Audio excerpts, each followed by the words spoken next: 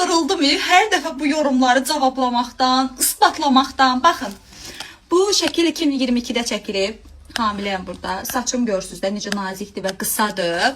Və bu 2026 hal-hazırdakı saçım. 2 aydan bir kəstirirəm. Çolkan niyə uzanmır? Çünki mən çolkanı belə qısa kəstirirəm. Və qaynaqdır, parikdir. Baxın. Hər dəfə saçımın dibini göstərirəm. Yəni, hanı da bu qaynaq, hanı? Artıq yəni yetər də. Yetər artıq. Okey, mənim saçımı deyirsiniz. Bəs mən bu qədər Instagramda, WhatsApp statusumda müştərilərimin razılıq mesajlarını paylaşıram. Bir aya kimin saçı nə qədər uzanıb. Baxın, nə vaxt ki tökülən saçlarımdır, bunlar qısalıqdan görürsünüz də. Nə vaxt ki tökülən saçlarım sonradan bərpa olub, yeni saçlarım çıxıb və uzanıb. Bunları belə göstərim.